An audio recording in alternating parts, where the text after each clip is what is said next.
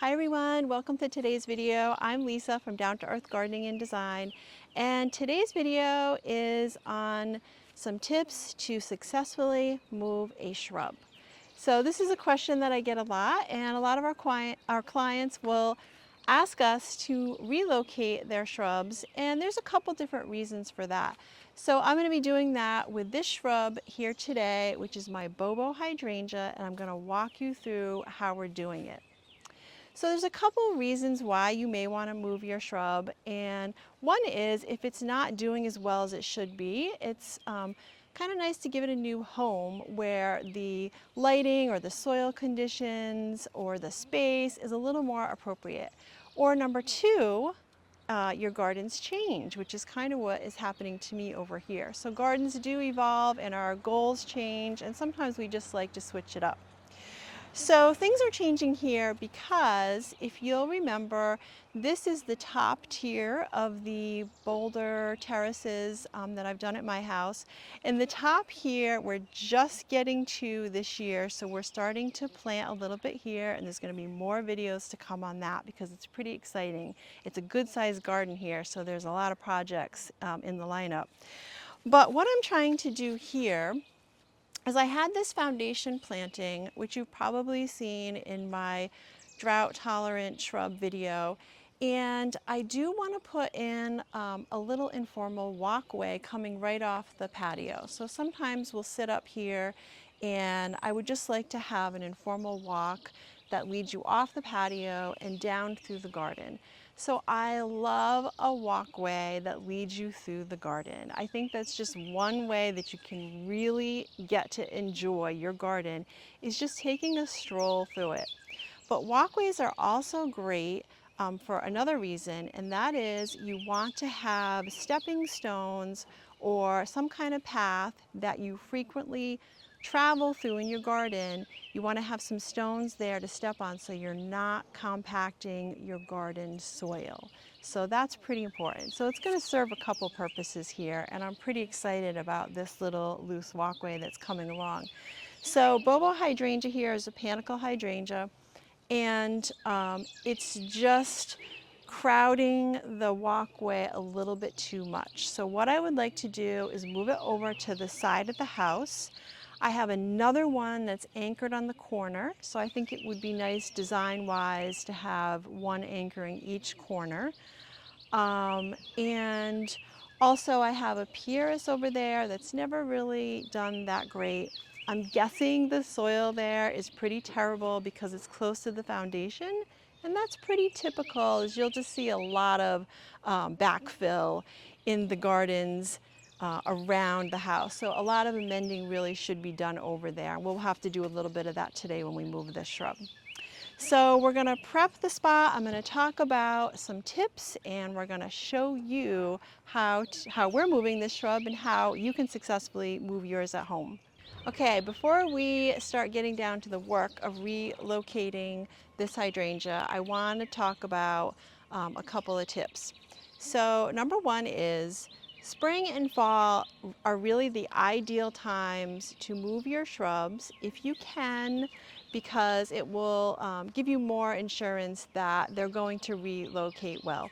And that's because your shrubs really should be in dormancy. So ideally not flowering, or just some light leafing out is fine. So this is probably the latest in the spring that I would like to move this shrub here. So that's number one. Number two is have your new location selected and ready for your shrub. So once we dig this out, we don't want to leave it hanging around. So we want to have the hole ready, we want to have our amendments handy, and we want to get it right back in the ground as soon as possible, because we're trying to make it so this shrub is going to experience the least amount of stress possible. So number three is, and you're going to see us doing this in a minute here, you want to take the largest root ball that you can. So when you dig it up, try to come out a little bit towards the drip line, which is the outer edge of the shrub here, and get as much of the roots or the soil as you possibly can and bring it all over to its new home or location.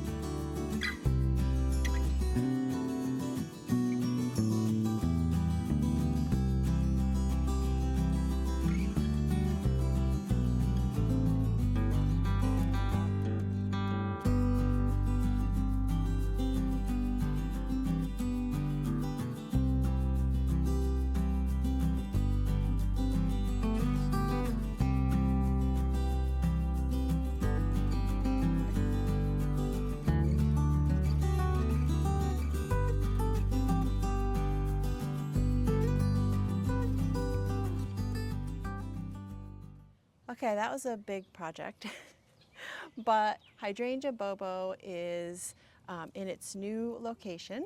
And if you were following along when Josh was digging it up, actually it was Josh and Jason, it took a lot more than we realized. It was pretty established, it's been there a while, and also the stepping stone, the big rock, was placed on top of some of the roots. So we didn't get as much of the root ball as we wanted, and in fact they had to do a little bit of root pruning, which is okay. We're not worried, super hardy shrub, and we did all of our other techniques that we talked about. And also, when we planted it, Josh was giving it a little water as he was planting. So that was to reduce the air pockets and just water the roots a little bit. So our last two tips here are, I want to talk about the kind of day that we chose to move this shrub. And it's great if you can do this project on a overcast, cloudy, or even better, a rainy day. So today it started off cloudy, sun came out for a little bit, but it's still a cloudy day with rain in the forecast, so we should be okay. And that just reduces the shock for the shrub. And then lastly, but not least, you want to keep this shrub well watered. So we're going to water it in, and we're actually going to put a little mulch on top to help with the water retention. But for at least 2 weeks, we're going to come out and water it daily unless we get some rain. And that's the added benefit of doing this in the spring or fall, is it's typically a little more rainy. So that's it for today. We have our shrub in its new home, and I hope we've given you some good tips to ensure the success of your garden project. But if you like the video, please don't forget to like it and subscribe to our channel, because we love doing these gardening videos for you.